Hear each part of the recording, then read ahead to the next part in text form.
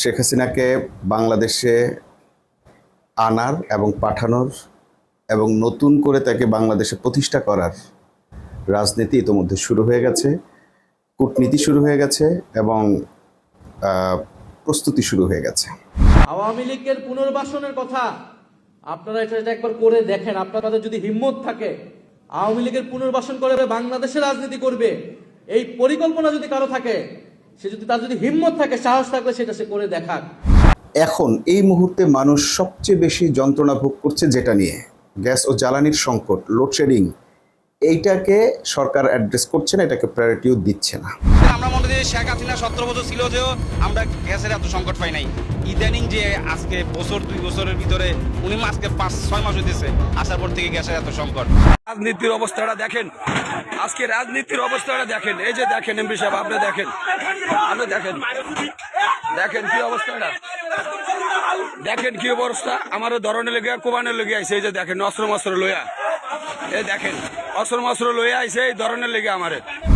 শামীম ওসমান থেকে শুরু করে জাহাঙ্গীর কবির নানক এবং আওয়ামী লীগের বিশিষ্ট ব্যক্তিরা এখন মিডিয়া ফেস করছেন এবং তারা কথা বলছেন, এবং মিডিয়া তাদেরকে কখনো এই প্রশ্নটা করছে না আপনারা যে গণহত্যা করেছেন এইটাকে আপনারা গণহত্যা মনে করেন কিনা এবং এটার জন্য আপনারা অনুশোচনা করেন কিনা।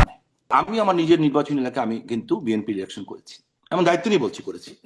আদর্শিক কারণে আমার নেত্রী একটা বক্তব্য দিয়েছিলেন, হালকা করে আপনি দেখেন, মেমোরাইজ করে দেখবেন, যে স্বাধীনতা বিরোধী শক্তি যাতে ক্ষমতা আসতে না পারে। এই বক্তব্যতে আমাদের জন্য ইশারাই কাফি। উনি কি বলতে চান ওনার চোখের ইশারা আমরা বুঝি, যারা আমরা অনেক ছোট থেকে ওনাকে দেখেছি, আমাদের যিনি মার মতো। সো মার ভাষা যেমন মানুষ বুঝে, আমরা বুঝি। আমি আমার নিজের নির্বাচনী এলাকায় আমি কিন্তু বিএনপি ইলেকশন করেছি, এমন দায়িত্ব নিয়ে করেছি, ওপেন করেছি। তাহলে কি আপনারা প্রতারিত হয়েছেন? অফকোর্স। আচ্ছা, কিন্তু আপনারা তো বলেছিলেন, মানে একদম শীর্ষ পর্যায় থেকে শুনেছিলাম নো ভোট নো ভোট। তাহলে আপনারা যা বললেন তা করলেন না কেন? মানে সাংঘর্ষিক অবস্থায় গেলেন কেন? করলাম না এই কারণে, কারণ আমরা না করলে জামাত চলে আসতো ক্ষমতায়। 95টা সিট, 95 সিট আমি দায়িত্ব নিয়ে বলে আপনাকে নাম্বার ধরে বলে দিতে পারবো। এই 95 সিট বিএনপি পেয়েছে আওয়ামী লীগের কারণে। জামাতের ক্ষোভটা কিন্তু ওখানে আমাদের উপরে অনেক বেশি। তারা আসলে খুব বেশি মানে এই বিরোধী দলকে, জামাতকে বিরোধী দলে রাখা তারা খুব বেশি স্বচ্ছন্দ ফিল করছে না। বিএনপির মূল টার্গেট হচ্ছে যে কোনো উপায়ে তাদের 10 বছর ক্ষমতায় থাকতে হবে। অতিষ্ঠ করার তোলাটা যেন সরকার বা সরকারের ভিতরের এই একটা স্বার্থান্বেষী মহলের এটা এক ধরনের এজেন্ডা হয়ে গেছে। আমরা প্রতিনিয়ত দেখছি যে লোডশেডিংয়ের পরিমাণ প্রতিনিয়ত বাড়ছে এবং গ্যাস সংকট প্রতিনিয়ত বাড়ছে। সিএনজি আলারা গ্যাস পাচ্ছে না। সিনার আমলে দেয় 2 দিন গ্যাস সিলিন্ডার, কয় গ্যাস ভারতরে দেয়, এখন কারে দেয়? তাই এখন গ্যাসের অভাব কেন? শেখ হাসিনা পাচার করলে আনে পাবো না কেন? যে চলে দেয় সেই দিন ভালো দেয়, আর দিন ভালো আসবে না। আবার যদি গড়ে কোনোদিন হাসিনা আসে আবার ভালো হবে। হাসিনা আসলে আবার মানুষ খাইতেও পারবে, মানুষ চলতেও পারবে স্বাধীনভাবে। মানুষ দরজা খুলে ঘুমাইছে হাসিনারা বলে, আর এমনি মানুষ দরজা খুলে 500 টাকা নিয়ে আসে যাবেন, তা আপনার রিচ। যদি সেই গুঞ্জন সত্য হয় এবং ডিসেম্বরে নেত্রী আসবেন এবং তিনি এখন রাষ্ট্রপতি আছেন, আমরা হয়তো দেখব যে তিনি রাষ্ট্রপতি হিসেবে শেখ হাসিনাকে ক্ষমা করে দেওয়ার মধ্য দিয়ে নতুন করে আওয়ামী লীগকে, নতুন করে শেখ হাসিনাকে বাংলাদেশের রাজনীতিতে প্রতিষ্ঠিত করবেন। একটা রূঢ় সত্য কথা আপনাদেরকে আজকে বলতে হচ্ছে, যদিও কিছুদিন আগেই বলেছিলাম যে শেখ হাসিনা ডিসেম্বরে আসবে না, কিন্তু এখন বলছি শেখ হাসিনা ডিসেম্বরেই আসবে। শেখ হাসিনাকে বাংলাদেশে আনার এবং পাঠানোর এবং নতুন করে তাকে বাংলাদেশে প্রতিষ্ঠা করার রাজনীতি ইতোমধ্যে শুরু হয়ে গেছে, কূটনীতি শুরু হয়ে গেছে এবং প্রস্তুতি শুরু হয়ে গেছে। ইদানিংকালে আপনারা কিছু সংবাদ মাধ্যম কিংবা গণমাধ্যম বলি বা সোশ্যাল সাইট বলি, প্রত্যেকটা জায়গায় শেখ হাসিনার জন্য ফিল্ড তৈরির একটা নমুনা আমরা দেখতে পাচ্ছি। রাস্তায় নামলে জনগণকে দিয়ে বলানো হচ্ছে, জনগণ বলছে যে শেখ হাসিনাই তো ভালো ছিল, এই সরকারের এই সমস্যা ওই সমস্যা, এবং সরকার মনে হয় যেন ইচ্ছাকৃতভাবেই সমস্যাগুলো তৈরি করে রাখছে। ইনশাল্লাহ প্রস্তুত হয়ে গেছি আমরা সবাই, যারা যেই জায়গায় আছি সবাই কিন্তু গাঠটি বস্তা বান্ধা ফেলাইছে আসার জন্য। ইচ্ছাকৃত কেন বললাম, কারণ আপনারা দেখবেন যে আবু হেনা রাজ্জাকি সাহেব বলেছেন যে সরকার আসলে প্রায়োরিটিটা ঠিক করেছে কিভাবে।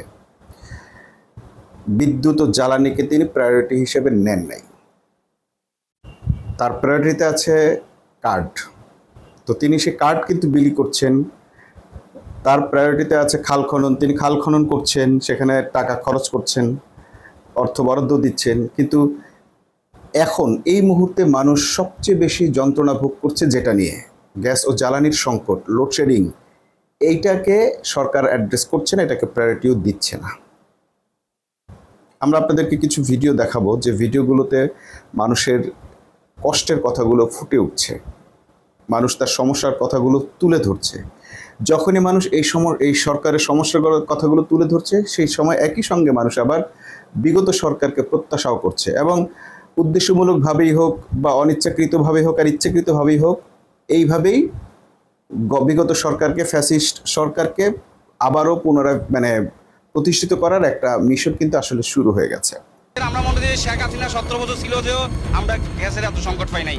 ইদানিং যে আজকে বছর 2 বছরের ভিতরে উনি আজকে 5-6 মাস হইতেছে আসার পর থেকে গ্যাসের এত সংকট। আপনারা খেয়াল করেন, এই মুহূর্তে 1800 কলকারখানার মধ্যে 900 বন্ধ হয়ে গেছে, এরকম কিছু সংবাদ আমরা পত্রিকায় দেখতে পাচ্ছি। নরসিংদীতে 100-র বেশি কলকারখানা বন্ধ হয়ে গেছে। গাজীপুরের অধিকাংশ গার্মেন্টস কলকারখানা এগুলো প্রায় বন্ধের কাছাকাছি। প্রচুর জায়গায় শ্রমিকদেরকে ছুটি দিয়ে দেওয়া হয়েছে।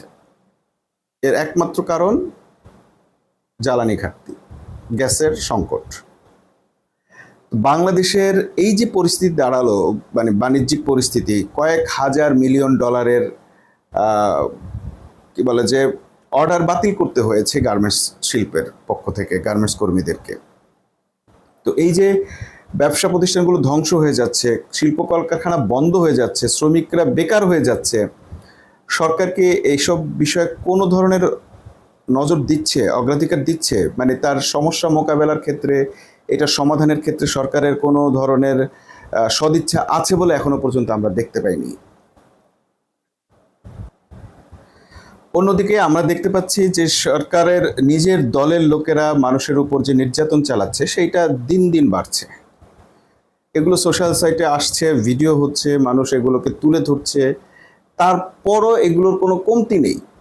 প্রতিনিয়তই আমরা দেখছি যে অমুকের ব্যবসা প্রতিষ্ঠানে হামলা হচ্ছে, অমুকের দোকানে হামলা হচ্ছে, অমুকের কাছ থেকে জোর করে চাঁদা আদায় করা হচ্ছে, অমুককে হত্যা করা হচ্ছে, মারা হচ্ছে, কিন্তু সরকার নির্বিকার। রাজনীতির অবস্থাটা দেখেন, আজকে রাজনীতির অবস্থাটা দেখেন। এই যে দেখেন এমপি সাহেব, আপনি দেখেন দেখেন কি অবস্থাটা, দেখেন কি অবস্থা। আমারও ধরনের লেগে কোবানের লেগে আইছে, এই যে দেখেন অস্ত্র লইয়া, এই দেখেন অস্ত্র লইয়া আইছে এই ধরনের লেগে আমারে। ব্যাপারটা হয়ে গেছে এইরকম যে সরকার যেন সব হা করে তাকে দেখছে শুধুমাত্র, আর জনগণ যা ইচ্ছা তাই করছে, তার দলের লোকের যা খুশি তাই করছে। ইভেন তাদেরকে ধরে নিয়ে গেলে আবার তাদেরকে মুচলেকা দিয়ে ছাড়িয়ে নিচ্ছে। কি একটা যেন অরাজকতার পরিবেশ যেন সরকার নিজের অধীনেই তৈরি করে ফেলছে। এত কিছু পরও আবার আমরা দেখতে পাচ্ছি যে বিরোধী দল সেই অর্থে তেমন কোনো বিরোধিতা করছে না। মনে হয় যেন তারা কোনো মেসেজের অপেক্ষা করছে, তারা কোনো একটা সময়ের অপেক্ষা করছে। সেই সময়টা হয়তো এরকম যে জনগণ এইভাবে অতিষ্ঠ হয়ে রাস্তায় নেমে আসবে, তখন বিরোধী দল তাদের পাশে এসে দাঁড়াবে। কিন্তু বিষয়টা হচ্ছে যে সরকার কেন ইচ্ছা করেই নিজের জায়গাটা ধ্বংস করছে।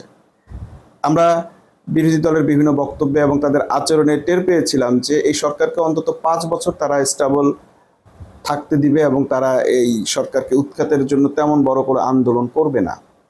এবং আমরা সরকারের এক একটা সিদ্ধান্ত, রূঢ় সিদ্ধান্ত, যেমন জুলাই সনদ বাস্তবায়ন না করা, রাষ্ট্রপতির বা নির্বাচনের জন্য যে জুলাই সনদ বাস্তবায়ন করার কথা ছিল বা জুলাই সনদ অনুযায়ী হওয়ার কথা ছিল সেটা করলো না, স্পিকার দিল না, অর্থাৎ বিরোধী দলের কোনো দাবি তারা পূরণ করছে না। এরকম একটা পরিস্থিতি দেখার পরও আমরা ধরে নিয়েছিলাম যে তারপরও বিরোধী দল দেখলাম যে তাদেরকে ধৈর্য ধরে তাদেরকে সুযোগ দিচ্ছে, অর্থাৎ সরকারকে স্টেবল হওয়ার সুযোগ দিচ্ছে। কিন্তু সরকার নিজেই যেন স্টেবল থাকতে চাইছে না। আসলে কি সরকার চাইছে না, নাকি সরকারের ভেতরের কোনো একটা গ্রুপ সরকারকে স্টেবল থাকতে দিচ্ছে না, এটা এখনো আমাদের কাছে বোধগম্য নয়। তবে আমরা যেটা লক্ষ্য করছি সেটা হচ্ছে যে কিছু মিডিয়া, কিছু পত্রিকা, কিছু গণমাধ্যম, কিছু সোশ্যাল মিডিয়া, কিছু ব্যক্তি এবং কিছু টকশোজীবী মোটামুটি শেখ হাসিনাকে ফিরিয়ে আনার একটা পরিবেশ তৈরি করে ফেলেছেন এবং জনগণের মুখ দিয়েই সেটা বলানো হচ্ছে যে হ্যাঁ আগের সরকারই ভালো ছিল এবং এইটাকেই বারবার হাইলাইট করা হচ্ছে। তো এটা যদি চলতে থাকে এবং আমরা যেটা দেখলাম সেটা হচ্ছে যে বিভিন্ন উপায়ে শামীম ওসমান থেকে শুরু করে জাহাঙ্গীর কবির নানক এবং আওয়ামী লীগের বিশিষ্ট ব্যক্তিরা এখন মিডিয়া ফেস করছেন এবং তারা কথা বলছেন এবং মিডিয়া তাদেরকে কখনো এই প্রশ্নটা করছে না আপনারা যে গণহত্যা করেছেন এইটাকে আপনারা গণহত্যা মনে করেন কিনা এবং এটার জন্য আপনারা অনুশোচনা করেন কিনা, এই ধরনের কোনো প্রশ্ন। অর্থাৎ বিগত সরকার যেটা করেছে সেটাকে এক ধরনের লেজিটিমেসি দিয়ে দিচ্ছে, আইনগত বৈধতা দিয়ে দিচ্ছে, প্লাস তাদের যে অপকর্ম বা তারা যে অপরাধটা করেছে সেইটাকেও তারা আর গণনায় আনছে না, গণ্য করছে না। আমরা বেশ কয়েকটি খবর এরকম দেখলাম যেখানে আসলে মানে বিগত সরকারের অপকর্মগুলোকে ধামাচাপা দিয়ে বরং তারা এই সরকারকে সহযোগিতা করেছে। তারা নির্বাচনে, যেমন শামীম ওসমান বলছে যে 95টা আসনে বিএনপি জয়ী হয়েছে আওয়ামী লীগের ভোটে এবং তিনি নিজের দায়িত্ব নিয়ে কথাটা বলছেন এবং তার নেত্রীকে উদ্ধৃত করে তিনি বলছেন যে তার নেত্রী বলেছিল স্বাধীনতা বিরোধীদেরকে ঠেকাতে হবে, প্রতিরোধ করতে হবে। তো স্বাধীনতা বিরোধীদেরকে ঠেকাতে গিয়ে তারা বিএনপিকে ভোট দিয়েছেন এবং সেখানে বিএনপি তাদের ভোটে বিজয়ী হয়েছে। এরপর আমরা দেখলাম উপস্থাপক তাকে প্রশ্ন করছে তাহলে কি বিএনপি আপনাদের সঙ্গে প্রতারণা করলো, এবং আমরা দেখলাম সে বলছে হ্যাঁ প্রতারণা করলো। আমি আমার নিজের নির্বাচনী এলাকায় আমি কিন্তু বিএনপি ইলেকশন করেছি, এমন দায়িত্ব নিয়ে করেছি। আদর্শিক কারণে আমার নেত্রী একটা বক্তব্য দিয়েছিলেন, হালকা করে আপনি দেখেন, মেমোরাইজ করে দেখবেন, যে স্বাধীনতা বিরোধী শক্তি যাতে ক্ষমতা আসতে না পারে। এই বক্তব্যতে আমাদের জন্য ইশারাই কাফি। উনি কি বলতে চান ওনার চোখের ইশারা আমরা বুঝি, যারা আমরা অনেক ছোট থেকে ওনাকে দেখেছি, আমাদের কাছে যিনি মার মতো। সো মার ভাষা যেমন মানুষ বুঝে, আমরা বুঝি। আমি আমার নিজের নির্বাচনী এলাকায় আমি কিন্তু বিএনপি ইলেকশন করেছি, এমন দায়িত্ব নিয়ে করেছি, ওপেন করেছি। তাহলে কি আপনারা প্রতারিত হয়েছেন? অফকোর্স। আচ্ছা, কিন্তু আপনারা তো বলেছিলেন মানে একদম শীর্ষ পর্যায় থেকে শুনেছিলাম নো ভোট নো ভোট। তাহলে আপনারা যা বললেন তা করলেন না কেন? মানে সাংঘর্ষিক অবস্থায় গেলেন কেন? করলাম না এই কারণে, কারণ আমরা না করলে জামাত চলে আসতো ক্ষমতায়। 95টা সিট, 95 সিট আমি দায়িত্ব নিয়ে বলে আপনাকে নাম্বার ধরে বলে দিতে পারবো। এই 95 সিট বিএনপি পেয়েছে আওয়ামী লীগের কারণে। জামাতের ক্ষোভটা কিন্তু ওখানে আমাদের উপরে অনেক বেশি। তার মানে তাদের ভিতরে আসলে এক ধরনের দিন দরবার হয়েছিল, চুক্তি হয়েছিল যে তারা যদি বিএনপিকে ক্ষমতায় আনে তারা আওয়ামী লীগের জন্য এই জায়গাগুলো তৈরি করে দিবে। কিন্তু আমরা কি প্রতারণা দেখলাম আওয়ামী লীগের সঙ্গে নাকি জনগণের সঙ্গে? আমরা দেখলাম যে আওয়ামী লীগের বিভিন্ন জায়গার বিভিন্ন ব্যক্তিদেরকে গ্রেপ্তারের নাম দেখিয়ে তারপর তাদেরকে জামিন দেওয়া হয়েছে। আইভি রহমানকে জামিন দেওয়া হয়েছে। আমরা দেখলাম পুলিশ অফিসার যিনি দুবাইতে ধরা পড়েছিলেন, বেনজির আহমেদ, সেও মোটামুটি খালাসের পথে বা তার জামিন হয়ে গেছে। আরও কয়েকজন ভিআইপির আমরা জামিন হতে দেখলাম। এবং আমরা মানে ইন্টারিম গভর্নমেন্টের আমলে যে কটা বিচার দেখেছি তার বাইরে আওয়ামী লীগের কোনো নেতার এখনো পর্যন্ত বিচার বা তদন্ত শুরু হতে দেখি নাই এবং তাদের বিচারের আওতায় আনতেও দেখি নাই, তাদের কোনো রায় হতেও আমরা এখনো পর্যন্ত দেখি নাই। তার মানে হচ্ছে যে তারা আওয়ামী লীগের সাথে দেওয়া সে শর্ত কিন্তু পূরণ করতে চলেছে। তো আমরা আরেকটা বিষয় খেয়াল করি, সেটি হচ্ছে সরকারের মধ্যে আগামী নির্বাচনের একটা আগাম প্রস্তুতির এক ধরনের ঢাকঢোল বা প্রস্তুতি শুরু হয়ে গেছে বলে আমরা দেখছি। আমরা দেখলাম যে রাষ্ট্রপতিকে সরিয়ে সেখানে একজন রাষ্ট্রপতি দেওয়া হয়েছে, বিএনপির মহাসচিবকে রাষ্ট্রপতি হিসেবে দেওয়া হয়েছে, যিনি আসলে অবভিয়াসলি মেয়াদ শেষ হোক আর যাই হোক, যেভাবেই হোক, সরকারের মেয়াদ শেষ হলো তার মেয়াদ থাকবে, রাষ্ট্রপতি হিসেবে তার মেয়াদ থাকবে এবং তার অধীনেই জাতীয় নির্বাচন হবে, এরকমটাই এখনো পর্যন্ত সমস্ত কৌশলে সেটাই প্রমাণিত। কিন্তু কেন সরকার এত আগে ভাগে নির্বাচনের প্রস্তুতি নিয়ে রাখছে বা নিচ্ছে, এগুলো আমাদের কাছে এক ধরনের অ্যালার্মিং। আসলে সরকার হয়তো সেই চুক্তিটাই বাস্তবায়ন করতে যাচ্ছে যেটা আওয়ামী লীগের সঙ্গে তারা করেছিল, যে ঠিক আছে নির্বাচনে তারা জয়ী হয়ে আসবে আওয়ামী লীগের ভোটে এবং এসে তারা একটা মধ্যবর্তী নির্বাচন দিয়ে দেন তারা যেটা করতে পারে সেটা হচ্ছে আওয়ামী লীগকে প্রধান বিরোধী দল বানাবে। তো যদি বিএনপির এই ধরনের ইচ্ছা থাকে বা কৌশল থাকে বা এই ধরনের কমিটমেন্ট থাকে বিভিন্ন গোষ্ঠীর সঙ্গে বা ডিপ স্টেটের সঙ্গে, তাহলে আমরা দেখতে পাচ্ছি যে আসলে তারা এই পথে অনেক দূর এগিয়ে গেছে মোটামুটি তারা এখন নিজেরাই যেন পারে না একটা নতুন নির্বাচন দিয়ে, এবং আমরা যেটা দেখলাম যে আসলে তারা স্থানীয় নির্বাচনের দিকেও যাচ্ছে না। তারা বলতে বিএনপি স্থানীয় নির্বাচনের কোনো আলোচনাই এখনো তুলছে না, বরং নির্বাচন কমিশনকে দলীয় কমিশনে পরিণত করার যা যা করার দরকার তা তারা করে ফেলছে। এবং আমরা দেখলাম কি দুদককেও তারা মোটামুটি দুদকের কমিশন, তারপরে বিভিন্ন জায়গায় অর্থাৎ সাংবিধানিক পোস্টগুলোতে যেখানে দলীয় লোকের পরিবর্তে নির্দলীয় লোক বসার কথা ছিল বা দরকার ছিল, সেই জায়গাগুলোতে তারা তাদের দলীয় লোকগুলোকে মোটামুটি সেট আপ তৈরি করে ফেলছে। তো এটা এক ধরনের নির্বাচনের আগাম প্রস্তুতির আভাস আমরা মনে করছি, এবং এই আগাম নির্বাচনের তারা প্রস্তুতি নিচ্ছে হয়তো এই কারণেই যে তারা আসলে খুব বেশি মানে এই বিরোধী দলকে, জামাতকে বিরোধী দলে রাখা তারা খুব বেশি স্বচ্ছন্দ ফিল করছে না। যদি সেরকম কিছু হয় তাহলে কি হতে পারে? তাহলে যেটা হতে পারে, তারা হয়তো ভাবছে যে হ্যাঁ, আওয়ামী লীগ বিরোধী দলে থাকলে অন্তত তারা 5 বছর নয়, আরও 5 বছর, তারপরের 5 বছরও হয়তো, যেমন এই 5 বছর তাদেরকে কোনো রকম অ্যাকোমোডেট করতে দিবে, তারপরের বছর দেখা যায় 5 বছরে দেখা যাবে যে আওয়ামী লীগের বিচার শুরু হবে, সেই বিচারের মধ্য দিয়ে আওয়ামী লীগ আরও 5 বছর দূরের উপর থেকে হয়তো তারা আবার মানে বিরোধী দল হিসেবে আবার নির্বাচনের দিকে এগোবে। অর্থাৎ বিএনপির মূল টার্গেট হচ্ছে যে কোনো উপায়ে তাদের 10 বছর ক্ষমতায় থাকতে হবে। টার্গেট হয়তো আরও বেশি, কিন্তু অন্তত যেন তারা 10 বছর ক্ষমতায় থাকতে পারে। তো এইরকম ক্ষমতায় থাকার একটা কৌশলের জন্য, ক্ষমতায় থাকার জন্য তারা যদি এইরকম একটা নোংরা খেলা খেলে যে আওয়ামী লীগকে তারা আবার পুনঃপ্রতিষ্ঠিত করবে, এবং সে প্রতিষ্ঠিত করে বাংলাদেশের রাজনীতিকে আবারও একটা অন্ধকার রাজনীতির দিকে ঠেলে দিতে পারে। কিন্তু এতে কি বিএনপির লাভ হবে না লস হবে?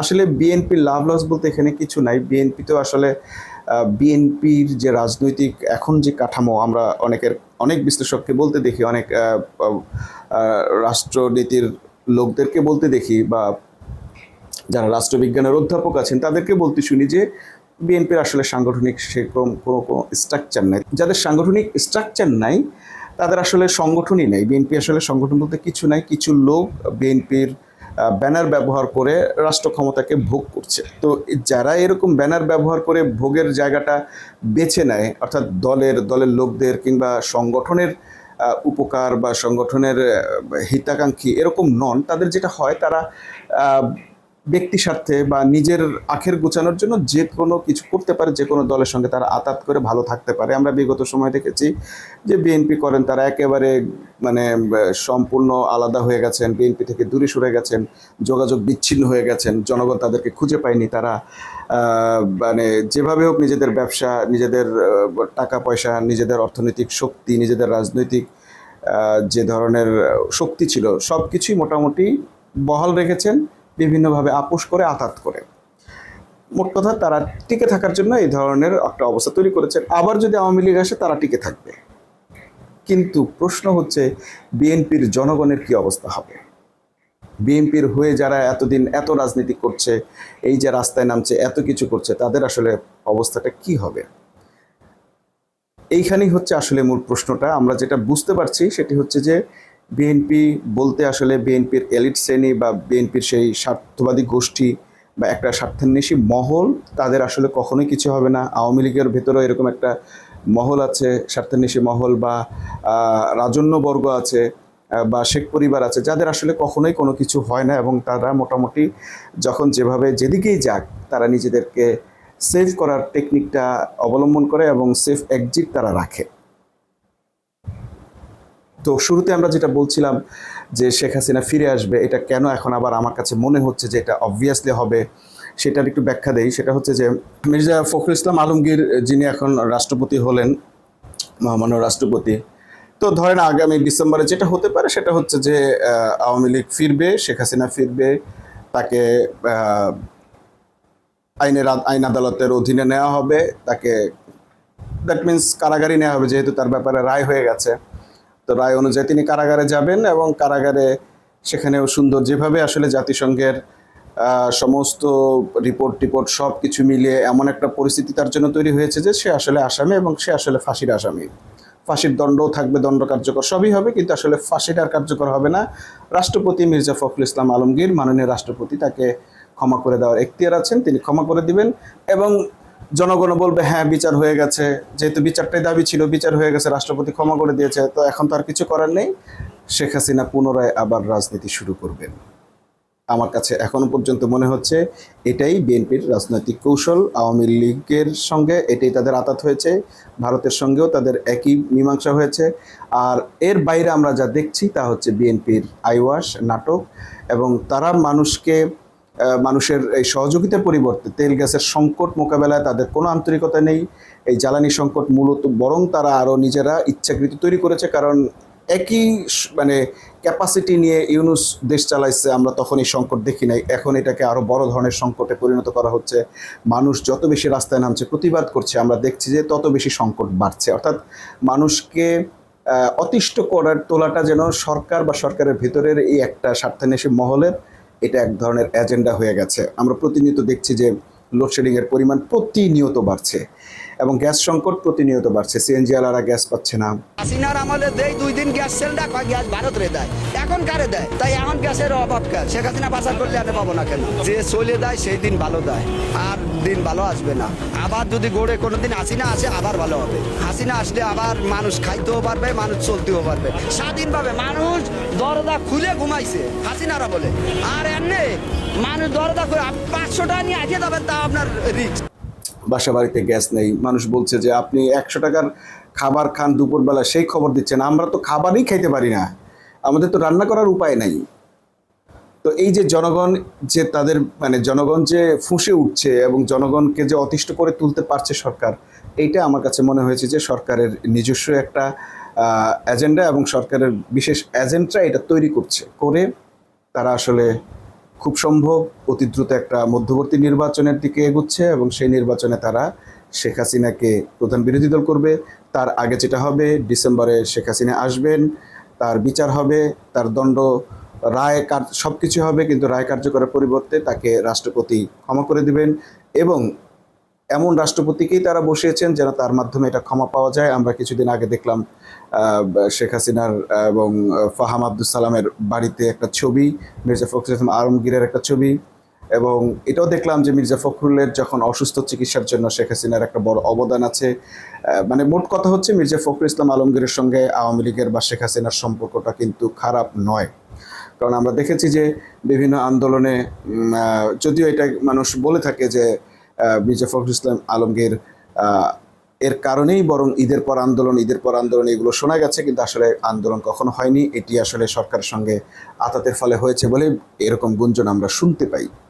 যদি সেই গুঞ্জন সত্য হয় এবং ডিসেম্বরে নেত্রী আসবেন এবং তিনি এখন রাষ্ট্রপতি আছেন, আমরা হয়তো দেখব যে তিনি রাষ্ট্রপতি হিসেবে শেখ হাসিনাকে ক্ষমা করে দেওয়ার মধ্য দিয়ে নতুন করে আওয়ামী লীগকে, নতুন করে শেখ হাসিনাকে বাংলাদেশের রাজনীতিতে প্রতিষ্ঠিত করবেন।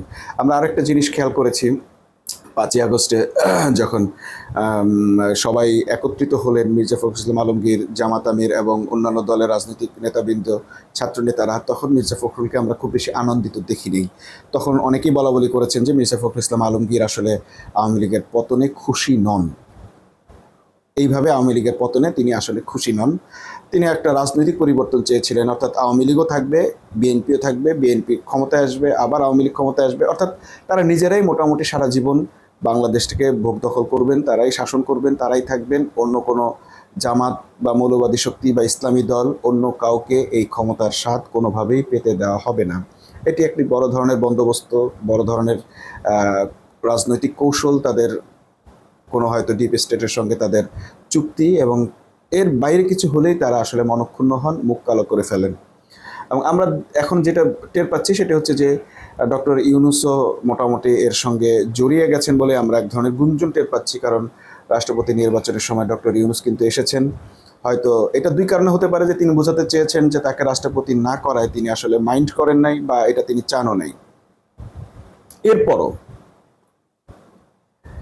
এরপরও আমরা একটা আশার আলো দেখছি, সেটি মহান আল্লাহ তাআলা যদি চায় বাংলাদেশের মানুষ আবার যে কোনো ধরনের ষড়যন্ত্রের মোকাবেলায় আবার প্রতিরোধ করে তুলতে পারে, সমস্ত ষড়যন্ত্রের জাল ছিন্ন করে সত্যবাদীদের বিজয় ছিনিয়ে আনতে পারে। হতে পারে যেটা আমরা আগেও বলেছি, যে এই যে আওয়ামী লীগের বিরুদ্ধে আন্দোলনটা হয়েছিল সেটা কিন্তু আওয়ামী লীগের লোকরাই চেয়েছিল, এবং আওয়ামী লীগের লোকরা কিন্তু এতে পরোক্ষভাবে সহযোগিতাও করেছে। হতে পারে আজকে যারা বিএনপির যে কৌশল কারীরা বা বিএনপির ভেতরকার যে কুশীলবরা এই ধরনের একটা রাজনীতির দিকে এগুচ্ছে, আওয়ামী লীগকে প্রধান বিরোধী দল করার তোড়জোড় শুরু করেছে, বন্দোবস্ত শুরু করেছে, হতে পারে যে তাদের অপকৌশল বা তাদের ষড়যন্ত্র সফল হবে, আবার এমনও হতে পারে যে তারা আসলে শেষ পর্যন্ত তাদের কৌশলেই তারা ধরা খাবে। অমাকার অমাকার আল্লাহ, আল্লাহ খায়রুল মাকিরিন, আল্লাহ উত্তম ষড়যন্ত্রকারী। তবে আমাদেরকে আরও কিছুদিন অপেক্ষা করতে হবে, যেটা সেই জন্য হলো যেমন জাতিসংঘের মহাসচিব কে হন। যদি জাতিসংঘের মহাসচিব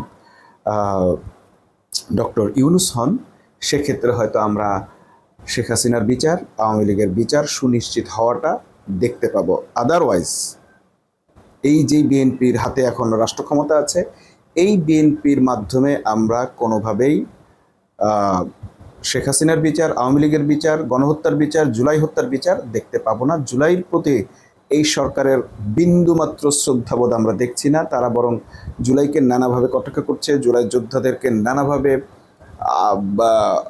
অপারেশন করছে, তাদেরকে চাপ প্রয়োগ করছে, তাদেরকে অবহেলা করছে। ইভেন যে জুলাই যোদ্ধাদের জন্য যে জাদুঘরটি করা হলো, সেটিও নিয়ে মানুষের মানে খেদের কোনো কমতি নেই। এটা মানুষকে খুবই আহত করেছে। ওখানে একটা বড় বাজেট হয়েছে, কিন্তু আসলে সেখানে যে জাদুঘরটা যেভাবে হওয়ার কথা ছিল তার কিছুই হয় নাই। সেখানে শহীদদের প্রকৃত অবস্থা তুলে ধরা হয় নাই, গণহত্যার প্রকৃত চিত্র তুলে ধরা হয় নাই। মোটামুটি ওখানে ইতিহাস বিকৃতিটারই বেশি প্রতিফলন আমরা দেখতে পেয়েছি। মানুষ সেই জাদুঘর পরিদর্শন শেষে এসে হতাশা প্রকাশ করেছে। তো এছাড়াও আমরা দেখেছি যে জুলাই নিয়ে, জুলাই ব্যবসা, আমরা রাষ্ট্রপতির কাছে দেখলাম যে তিনি ৭১ এবং জুলাই নিয়ে দুটোকে মিলেই বলছেন যে এগুলো নিয়ে মানে বিভাজন তৈরি করা হচ্ছে। তার মানে হচ্ছে জুলাই নিয়ে আসলে আর কথা বলা যাবে না, কিন্তু তারাই বারবার ওই ৭১ নিয়ে কথা বলবেন। কিন্তু এখন তারা চাইছেন যে জুলাই নিয়ে যেন কেউ কথা বলতে না পারে, কারণ জুলাইটা আসলে বিএনপির তৈরি নয়। জুলাই মুভমেন্টটা বিএনপির প্রত্যাশিত নয়। তবে হ্যাঁ, জুলাই মুভমেন্ট যখন শুরু হয়ে গিয়েছিল তখন বিএনপি চিন্তা করেছে যে হ্যাঁ, এটাই তো সুযোগ, অন্তত সরকার পতনের জন্য যদি জুলাই হয়। তাদের প্রত্যাশা ছিল সরকার পতন, তাদের প্রত্যাশা ছিল দেশের সংস্কার নয়, এবং যে কারণেই আমরা দেখছি যে তারা এখনও পর্যন্ত কোনো সংস্কার কার্যক্রমে হাত দেয়নি, এবং জনগণের জানমালের নিরাপত্তা কিংবা আর্থিক নিরাপত্তার কোনো বন্দোবস্ত তারা করেনি। তারা স্রেফ এই মুহূর্তে জনগণকে আরও কতভাবে অতিষ্ঠ করে তোলা যায়, রাস্তায় নামানো যায়, সেই কাজটাই তারা করে যাচ্ছে। জ্বালানির সংকটে কলকারখানাগুলো বন্ধ, লোডশেডিংয়ে মানুষের জীবন অতিষ্ঠ, গ্যাস নেই বলে সিএনজিওয়ালারা বা গাড়ি ঘোড়াগুলোর অবস্থা বেহাল, এবং দ্রব্যমূল্য এতটা বেড়ে গেছে, অনেক পণ্যের দাম 2 গুণ 3 গুণ পর্যন্ত বেড়ে গেছে, বিদ্যুতের দাম বেড়ে গেছে, ভুতুরে বিল, অর্থাৎ মানুষকে চতুর্মুখী যন্ত্রণা দিয়ে অতিষ্ঠ করে তুলে সরকার নিজেই যেন নিজের বিরুদ্ধে একটা আন্দোলন তৈরি করে তুলতে চাইছে। এটা কেন চাইছে, এটা কারা চাইছে, সেটি আমরা এখন কিছুটা অনুমান করতে পারলেও মুখ ফুটে বলতে পারছি না। যতটুকু বললাম ততটুকু আপনাদের বোঝার জন্য আশা করি যথেষ্ট। তবে একটা বড় ধরনের ষড়যন্ত্র যে চলছে, এবং ষড়যন্ত্র যে অনেকটা সফলতার পথে চলে গেছে, সেইটা এখন আমরা মোটামুটি টের পাচ্ছি। সবাইকে আবার সতর্কতার আহ্বান জানিয়ে শেষ করছি। আল্লাহ হাফেজ।